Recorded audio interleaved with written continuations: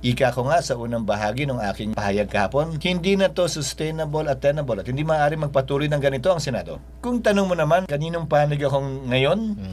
Ang panig ko mula't mula hanggang ngayon ay sa Senado. Ibig sabihin, hindi pwedeng manatiling ganun yung institusyong kinabilangan ko. Kung ang tanong mo ay, majority ka ba o minority?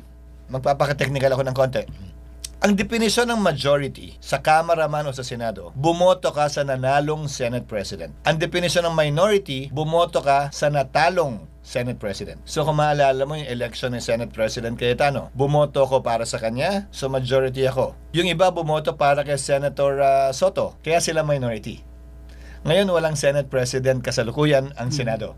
So acting lamang si Senator Win Gatchalian at Senate President Pro Tem lamang siya. Pero dagdag ko, hindi porkit majority ka, kakampi ka ng administrasyon. Hindi porkit minority ka, kakampi ka ng oposisyon. Hindi porkit majority ka, iisa lamang ang boto nyo. Bigyan ko kayo ng isang halimbawa. Nung Senate President ako, syempre kakampi ko ng mga nasa majority na bumoto sa akin.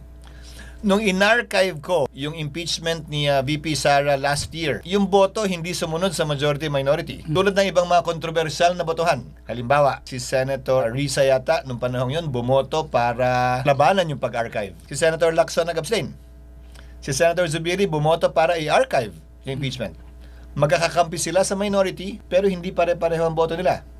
Ganon din ang mangyayaring botohan sa mga controversial na bill. Death penalty man, divorce man, SOGI bill man, abortion. So, hindi yan susunod sa mga linyang ganon. So, majority-minority, hindi ibig sabihin, tulad ng sinabi ko, isang boto o grupo kayo palagi sa lahat ng issue, sa lahat ng botohan.